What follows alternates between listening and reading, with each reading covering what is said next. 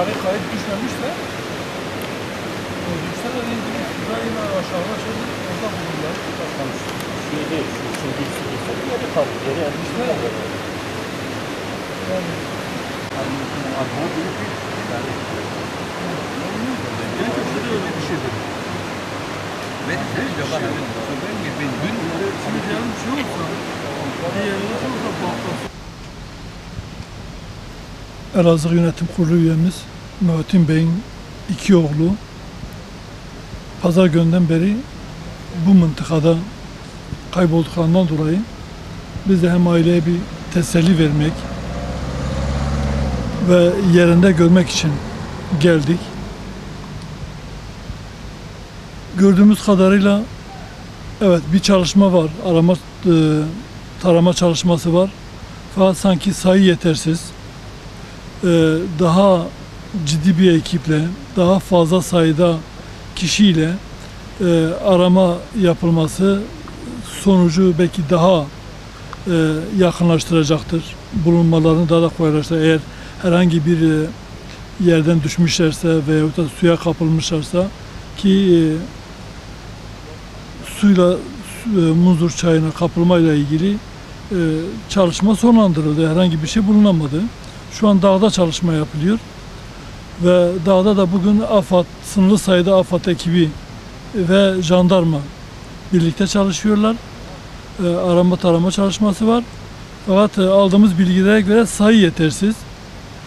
Çünkü alan büyük, geniş bir alan. Sarp, dik bir kayalıklar var. Bu açıdan bu da zorlaştırıyor herhalde arama taramayı. Eğer herhangi bir yerden düşmüşlerse, yaralı durumdaylarsa, öyle bir durum var ise eğer bir an önce bulunması lazım ki herhangi bir olumsuz bir şey olmasın. Onun için de sayının artırılması ve daha fazla alanın araştırılması gerekiyor. Rabbim tez zamanda hayırlı haberler getirsin inşallah. Acılarını göstermesin. Zayıf ve de başka bir ihtimal de bu mıntıkada örgütün eline düşmüş olma ihtimali de söz konusu olabilir. Çünkü burada bir iş yerinde çalışıyorlar, bir şirkette. Dolayısıyla genelde örgütler de buralarda şirketleri haraca bağlamışlar. Bu şekilde şirket elemanlarının, çalışanların gördükleri vakitte onları kaçırıp bir nevi hem örgütsel propaganda yapmak hem de şirketlerden de bir nevi haraç almak için de böyle bir yöntemleri olduğunu duyduk burada, bu mıntıkada.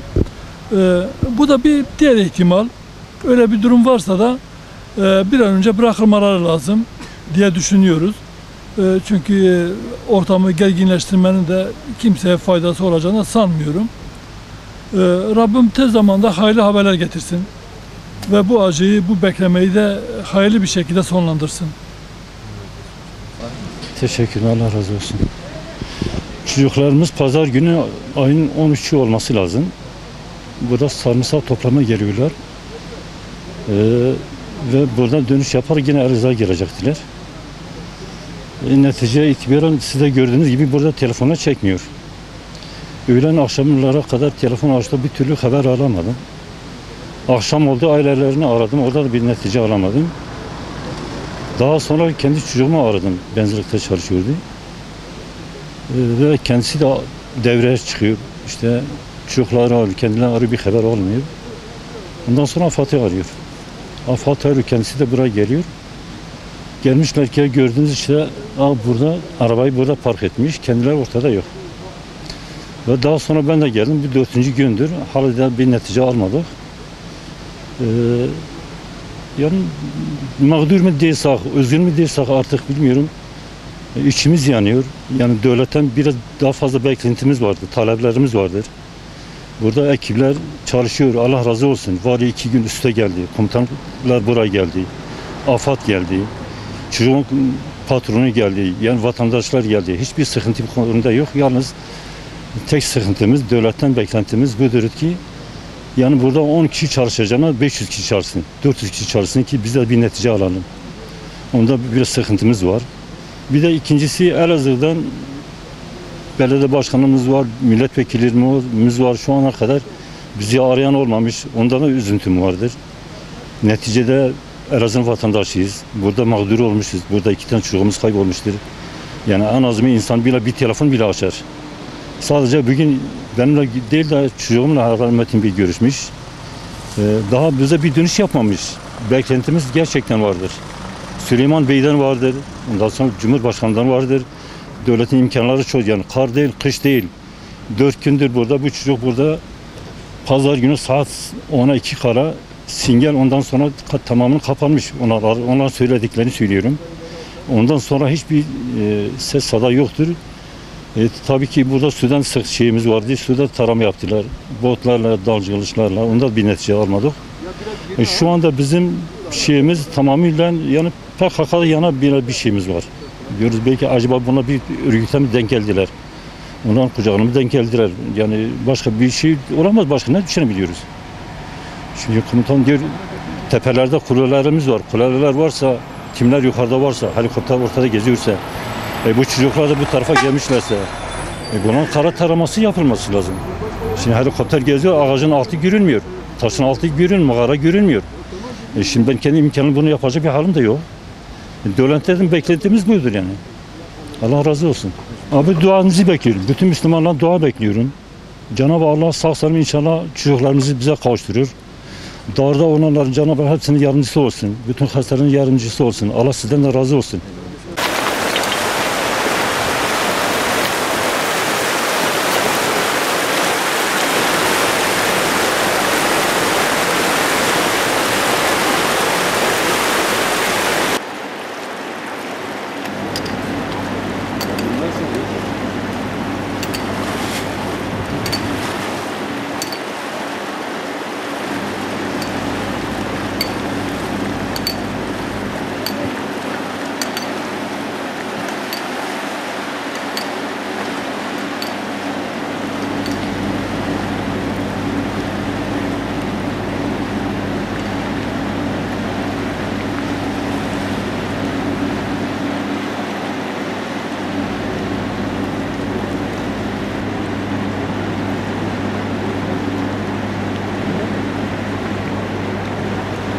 Seni aldın mı?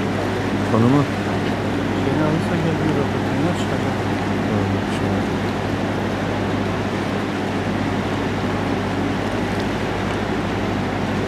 Bunlar da yetişmezse. Ha? Bunlar gelse. Hadi.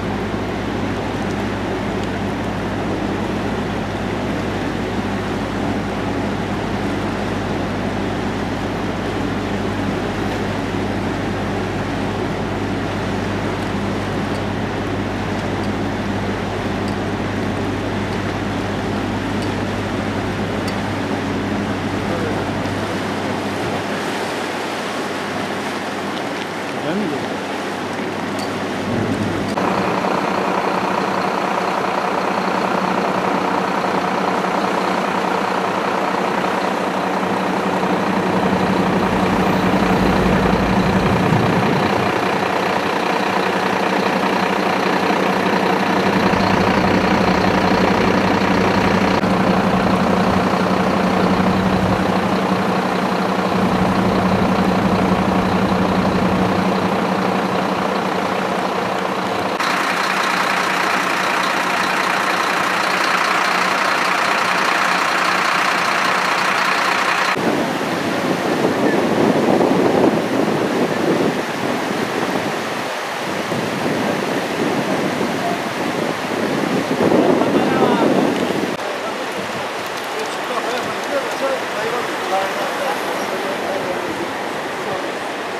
Kaybettiğinde kendi arka sağa bakıyor. Ama bu su alanı götürüyor. Ben sana söylüyorum. Şu hayat olsun.